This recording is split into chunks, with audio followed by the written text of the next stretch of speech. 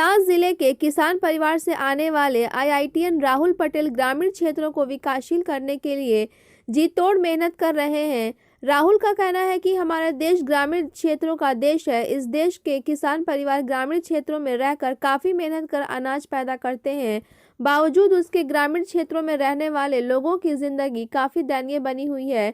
IIT करने के बाद जब राहुल पटेल ने ग्रामीण क्षेत्रों का दौरा किया तो उस क्षेत्र के लोगों की स्थिति देखकर काफ़ी मायूस होकर फैसला लिया कि ग्रामीण क्षेत्रों के निवासियों की ज़िंदगी को बेहतर बनाने की दम लूँगा। उसके लिए लगभग 2.5 वर्षों से वे ग्रामीण क्षेत्रों को बेहतर करने में लगे हुए हैं। राहुल पटेल का कहना है कि मैं आईआईटीएन हूँ। 10 वर्षों का सॉफ्टवेयर डेवलपमेंट और 4 वर्षों का उद्यम का अनुभव रहा है। लगभग 2.5 वर्षों से गाँव देहात किसानी का मुद्दा उठा रहा हूँ। लोगों को अपने लेखनी से जागृत करने की कोशिश कर रहा हूं और सरकार को नीतिगत सलाह देता हूं। एक किसान परिवार से होने के कारण मैं ग्रामीण परिवेश में व्याप्त समस्याओं को अच्छे से समझ रहा हूं। हालांकि मेरे पिताजी शहर के नामी वकील थे, पर हम लोग आज भी खेती से आम किसानों की तरह जुड़े हुए हैं। एक इंजीनियरिंग और अच्छी कमाई के पृष्ठभूमि से होकर भी इस क्षेत्र में आने का कारण था शिक्षा, स्वास्थ्य, आर्थिक चीज़ों की समझ, उद्यमिता आदि अनेकों क्षेत्रों में ग्रामीण जनजीवन की घंघोर उपेक्षा हो रही है। सरकार द्वारा बजट और नीतियों के माध्यम से किसान के समझदार बच्चों के द्वारा अपने बेहतरी में मशगूल हो जाने से पूंजीवादी व्यवस्था द्वारा सामाजिक ताने बाने को केवल आर्थिक दृष्टिकोण से देखा जा रहा है। मैं अपना समय, ज्ञान और अनुभव का सदुपयोग ग्रामीण क्षेत्रों की समस्याओं को नज़दीक से समझने और उनके दूरगामी समाधानों पर काम करने के लिए ठानी है। वे कहते हैं कि रोहतास जिला को धान का कटोरा कहा जाता है। यहाँ भी किसानों की दुर्दशा देश के बाकी किसानों जैसा ही है। उन्होंने कहा कि किसानों को पार्टी से ऊपर उठकर विधिवत किसान शुभचिंतकों को भी संसद और विधानसभाओं में भेजना चाहिए। आप देख सकते हैं ये समस्याएं सासाराम के किसानों की ही नहीं बल्कि राष्ट्रव्यापी है और इसके लिए अत्यंत ही व्यापक दृष्टिकोण की आवश्यकता है। ब्यूरो रिपोर्ट, बिहार दर्शन।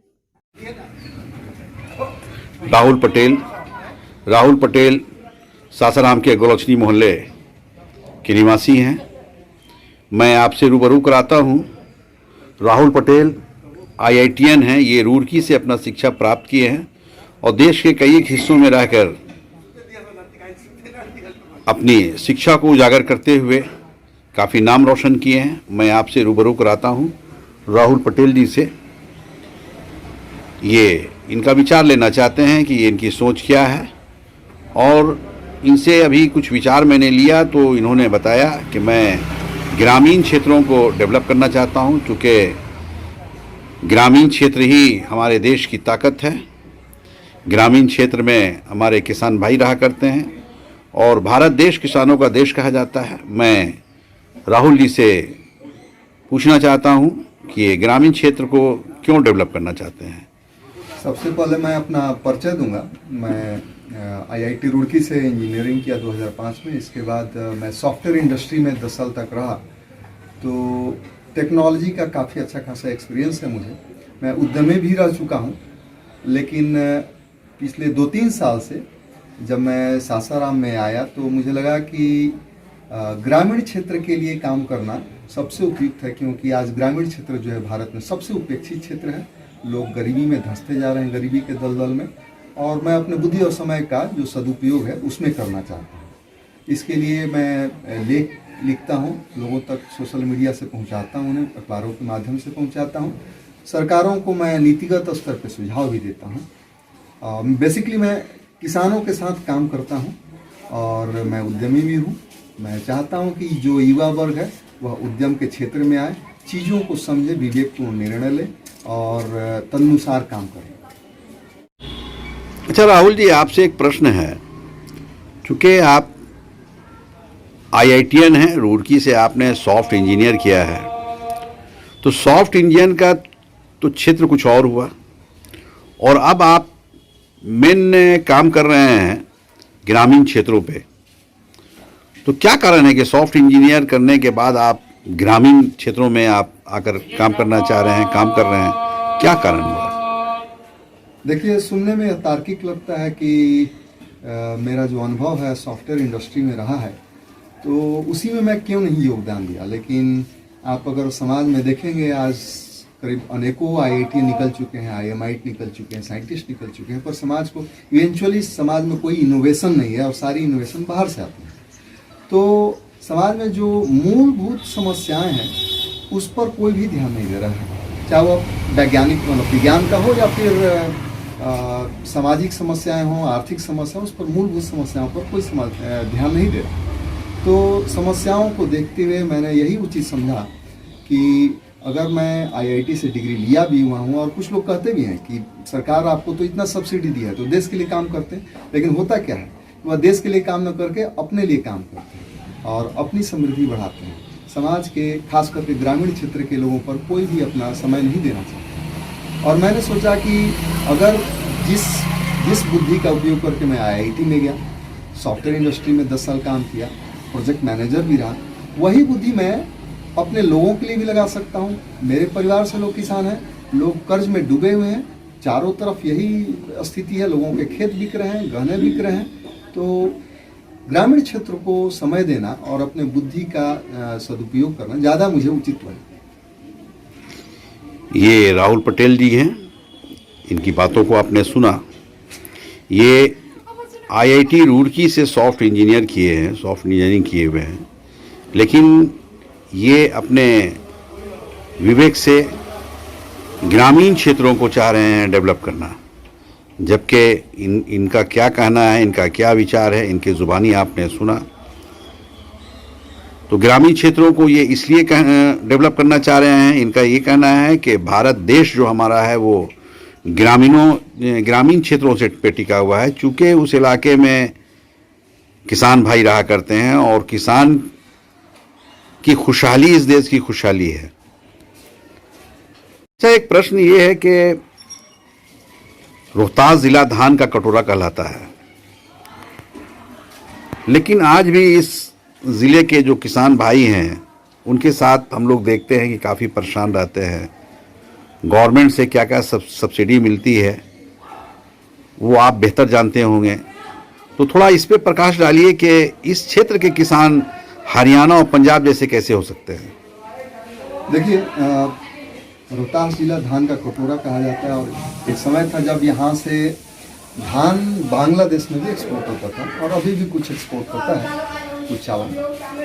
लेकिन यहाँ के किसान जो है, जिस तरह से बाकी प्रदेश के किसान या बाकी जो हिंदी पट्टी के किसान है, जिस तरह से या फिर पूरे देश के किसान की बात कर लीजिए, जिस तरह से वो आर्थिक दलदल में फंसे हैं, उसी तरह से यहाँ उनकी स्थिति है, इतना धान होने के बावजूद। और इसमें केवल धान का होना भी एक कारण है, मैं उस पर आऊँगा। लेकिन उससे पहले एक बड़ी तस्वीर अगर देखी जाए तो धान के फसल का सही मूल्य न मिलना एक बहुत बड़ा कारण है। आप धान बोते हैं, पहले रोहतास जिला में काफ़ी दलहन और तेलहन खेती होती है। आप धान पर आए, किसान यहाँ पे धान गेहूँ पर आया सिर्फ इसलिए कि इसका दाम मिलने लगा, लोगों को अच्छा दाम मिलने लगा बनिस्पत दलहन और तिलहन। हुआ क्या कि धीरे धीरे मार्केट में पूरे देश में धान गेहूँ का उपज होने से जो धान और गेहूँ के प्राइसेस हैं, जो दाम है, वो उस तरह से नहीं बढ़े जैसे बाकी चीज़ों के दाम बढ़े। अब इसमें क्या हुआ कि लोगों को लागत मूल्य भी नहीं मिल पा रहा है, रिकवर नहीं हो पा रहा है, तो लोगों के घर से पैसा जा रहा है। ये किसान, कुछ तो किसान समझ रहे हैं, अधिकांश किसान ये नहीं समझते हैं कि उनके घर से जा रहे हैं। देखिए, सरकार कहती है न्यूनतम समर्थन मूल्य, मान लिया धान का न्यूनतम समर्थन मूल्य ए ग्रेड धान का है 1960 रुपये। सरकार या स्वयं स्वीकारती है कि अगर किसान इस रेट से 1960 से कम में धान बेचेगा तो उसको हानि है। सरकार यह स्वयं मानती है, वो कहती है कि यही न्यूनतम समर्थन मूल्य है।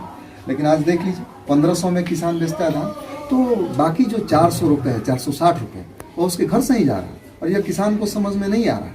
किसान वैसे ये चीज़ें वैसे दिखती हैं कि अगर किसी का ब्याह शादी होगा, शिक्षा में खर्चा होगा या बड़ बीमारी होगा तो उसमें जो खेत बिक जाते हैं, लोग गहने गिरवी रख देते हैं, लोग कर्जा उठा लेते हैं, उस समय वहाँ दिखता है। लोगों के जीने का जो क्वालिटी है उसमें कमी आ जाता है, कॉम्प्रोमाइज़ करते हैं लोग। जहाँ गहने पहनते थे पहले मोटे मोटे चांदी और सोने के, अब वो पतले पतले पहनते, वहाँ दिखता है कमी। जो अच्छा खाना खाते थे, घी खाते थे, आजकल दाल और सब्जी पे भी मुहाल है। अब एक गांव में देहात में चले जाइए, लोगों के पास दूध नसीब नहीं है, खरीदते हैं लोग। जो है सब्जी, हरी सब्जी सालों भर नहीं खाते। तो ये सब क्वालिटी कंप्रोमाइज है, लिविंग क्वालिटी कंप्रोमाइज है। तो ये बताया जाए, ये सुधार कैसे होगी मैं इस वही पे? उसी कह रहा हूँ। तो मूल्य का न मिलना एक इसमें फैक्टर है। और अभी हाल फिलहाल में जो देश भर में किसान आंदोलन हुआ है, उसका एक मकसद यह भी था कि एमएसपी गारंटी कानून, और उसके लिए अभी विश्वासघात दिवस मनाया गया कि भाजपा भगाओ, क्योंकि वह एमएसपी गारंटी कानून के लिए कमेटी बनाने की बात कर रही थी और इसने एक्शन नहीं लिया। तो एमएसपी गारंटी कानून बनना चाहिए सबसे पहले। तो कि उसका मतलब यह हुआ कि जितना फसल का एमएसपी सरकार ने तय किया, अगर उससे कोई भी उससे नीचे दाम पर खरीदता है तो हम उसको जेल भेज सकते हैं, उस पर कानूनी कार्रवाई कर सकते हैं। अच्छा, इसमें भी एक तर्क दिया जाता है कि सरकार कहाँ से खरीदेगी इतना सारा धान अपने पैसे से। तो मैं कहता हूँ कि एमएसपी गारंटी कानून यह नहीं कहता कि सरकार खरीदे। एमएसपी गारंटी कानून सिर्फ इतना कहता है कि कोई भी खरीदे, चाहे वो प्राइवेट पार्टी हो, गवर्नमेंट पार्टी हो, इस दाम से कम न खरीदे। यह हुआ एक बात। अच्छा, दूसरा भी इसका पक्ष देखा जाए पहलू कि धान जब पहले दलहन तिलहन होता था, अब प्योरली जब आप धान पे आ जाते हैं तो, और पूरे देश में यही होता है कि फसल की विविधता खत्म हो गई। तो उसका नतीजा यह होता है कि धान का मार्केट में जहाँ 2 टन जरूरत था तो वहाँ पे 4 टन उपज हो रहा है, यानी चीज़ों की अधिकता। इससे प्राइसेस जो हैं, मतलब ऑटोमेटिकली अर्थव्यवस्था यही कहता है कि प्राइसेस क्राइसिस हो, वो गिरेंगे प्राइसेस। तो हम लोग को भी समझना चाहिए, किसान वर्ग को, कि जो अगर प्राइसेस को मेंटेन करके रखना है तो फसल में विविधता जरूरी है। मोटा अनाज चाहिए और अन्य तरीके के उपाय हैं, तरह तरह के फसल में विविधता लाइए। और हालांकि इसमें भी एक समस्या यह है कि किसान तो वही काम करेगा जिसमें उसको लाभ हो, और बाकी फसल में अगर कोई लाभ नहीं दिखता तो नहीं करेगा। तो ये सरकार ड्रिवन होना चाहिए कि कैसे वो दूसरे अनाजों को भी उपजाने के लिए सब्सिडी दे। हाँ, आपने सब्सिडी का भी बात कहा कि किसानों को सब्सिडी सरकार कहती है कि इतना देते हैं उतना देते हैं, लेकिन हम लोग जानते हैं, हम लोग फील्ड में हैं, हम लोग देखते हैं कि एड़ी घिस घिस के लोग परेशान हो जाते हैं। प्रखंड कार्यालय में जाते हैं कई एक बार और उनको सब्सिडी का पैसा मिलता भी है, तो आज का सब्सिडी 2 साल के बाद मिलेगा, 3 साल के बाद मिलेगा, उसमें कितना कमीशन चला जाएगा, कितना खर्चा, ये सब समस्या हैं। तो किसान की तरफ से भी समस्या है, सरकार की तरफ से भी समस्या है। और किसान की समस्या के लिए मैं यह कहना चाहूँगा कि एक राष्ट्रीय स्तर पर एक टेक्निकल कमेटी होनी चाहिए जो यह निर्धारित करे कि हाँ भाई, धान का इतना रोपा जा चुका है, अब आप कोई दूसरा फसल रोप लीजिए, कोई बताने वाला होना चाहिए। इस तरह का कोई टेक्निकल कमेटी होना चाहिए। हालांकि मैं इस चीज़ के बहुत खिलाफ हूँ कि केंद्र सरकार यह कहती है कि जिलावार बांट दीजिए, इस जिला में धान होगा, इस जिला में गेहूँ होगा। इससे करने से क्या होगा कि चीज़ों के दाम जो हैं काफ़ी बढ़ने लगेंगे, क्योंकि फिर ट्रांसपोर्टेशन कॉस्ट भी इन्वॉल्व हो जाएगा। तो रोपिए सब, लेकिन फसल में विविधता लाइए और एमएसपी गारंटी कानून बनवाइए। इसके लिए बिहारी किसानों से यही आह्वान है कि आप सड़कों पर उतरिए। देखिए, हरियाणा खुशहाल है, उसका कारण है वो अपने फसलों को सरकारी रेट पर बिकवाने के लिए सड़क पर आते हैं, संघर्ष करते हैं, इसलिए वहाँ पे सरकारी खरीद है। और आप सोच रहे हैं कि बैठे बैठे मिल जाए, तो आपको भी सड़क पर उतरना होगा कि या तो सरकारी खरीदो, नहीं तो एमएसपी गारंटी कानून बनाइए। और पैक्स का ही ले लीजिए, सरकारी खरीद, सरकार कहती है कि हमने इतना खरीद लिया, उतना खरीद लिया। अरे परसेंटेज में बताइए आप कितना खरीदते हैं। पैक्स तो मुश्किल से 2% खरीदती है, 10% खरीदती है, और बाकी 90% के लोग, 90% का फसल कहाँ जाएगा। तो ये सब समस्या, वो भी पैक्स जो है 2-4 गिने लोगों को, अपने ही लोगों का धान करती है, बाकी गल्ला से उठा लेती है, वास्तविक किसानों से नहीं खरीदती। और 1960 है तो 1760, 1660 इस तरह से देती है। ये सब समस्याएं हैं। तो ये समस्याएं दूर कैसे होगी, इस पे थोड़ा प्रकाश डालिए। एक तो मैंने जो बोला कि एमएसपी गारंटी कानून बनाना, दूसरा मैंने बोला कि राष्ट्रीय स्तर की एक टेक्निकल कम्युनिटी होनी चाहिए जो किसानों द्वारा गवर्न हो। हालांकि आपको मालूम है किसान संसद एक उन लोगों ने रखा था, वो किसान संसद की एक परिपाटी जो है चलनी चाहिए, और वहाँ पे ये सब चीज़ तय हो कि सरकार कैसे कानून बनाए। अगर आप संसद में नहीं जाते हैं, किसान का एक प्रतिनिधि नहीं जाता है, तो कम से कम किसान संसद में तो रहेगा, जो कि निजी तौर पर है, और उसमें से चीज़ें निकल के आए जो सरकार को सुझाव दे। दूसरा, तीसरा यह हुआ कि हम अपने स्तर से भी सोचें कि आज मैं जनरली लोगों को कहता हूं कि आप रुपए की अर्थव्यवस्था से दूरी बनाइए। तो मैं लोगों को कहता हूं कि देखिए, रुपए की जो अर्थव्यवस्था है भारत में या विश्व में अधिकांश देशों में, जहाँ पे आप कुछ चीज़ खरीदते हैं तो रुपये से खरीदते हैं, कुछ चीज़ बेचते हैं तो रुपया मिलता है। तो रुपए की अर्थव्यवस्था में जो एक नेट क्रेता है खरीदार है वो हमेशा घाटे में रहता है, और एक नेट विक्रेता जो बेचता है वो हमेशा लाभ में रहता है, और किसान वर्ग जो है एक नेट क्रेता है, खरीदार है। तो इस नाते हम लोग को अगर MSP पे रेट मिल भी जाए तो सही बात तो यह है कि अगर हम नेट क्रेता रहेंगे तो हमेशा हम कभी भी आर्थिक दलदल से उभर नहीं पाएंगे। होगा केवल इतना ही कि जो गरीब होने का दर काफ़ी तेज़ था, काफ़ी तेज़ी से गरीब हो रहे थे, थोड़ा धीरे गरीब होंगे, बस इतना ही होगा और कुछ नहीं होगा। तो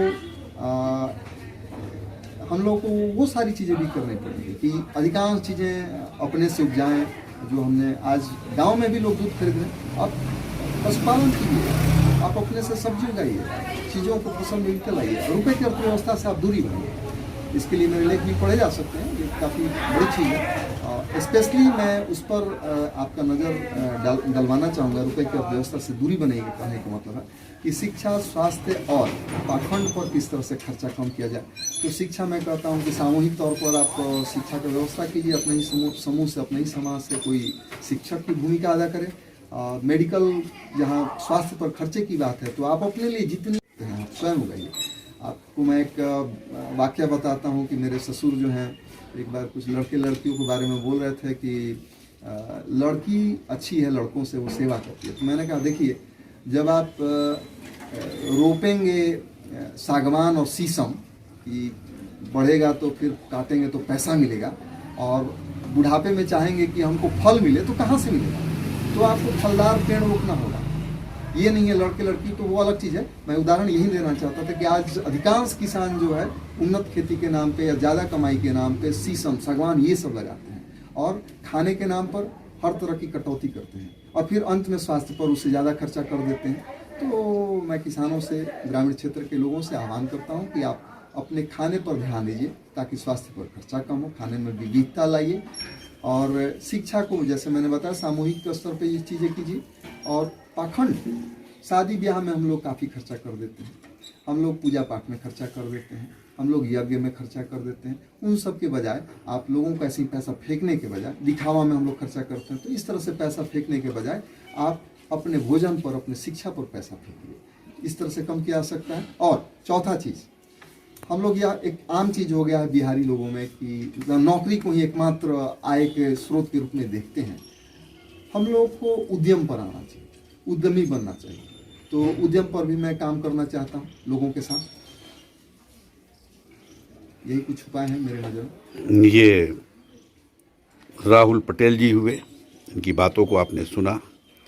इन्होंने किसान की खुशहाली के लिए बहुत अच्छे से मशवरा को सामने रखे, और साथ ही साथ इन्होंने कहा कि जो शादी ब्याह में ज़्यादा खर्च लोग कर देते हैं उसमें कटौती करनी चाहिए, बल्कि अपने बच्चों को पढ़ाइए। इन्होंने ये भी कहा कि बच्चे अगर आपके पढ़ लिख लेते हैं तो ये कोई ज़रूरी नहीं है कि उसे गवर्नमेंट जॉब की तरफ ही ठेले, उसे उद्यमी भी बनाया जा सकता है, ताकि वे सारे लोग खुशहाल रहें, अच्छे रहें, हरे भरे रहें।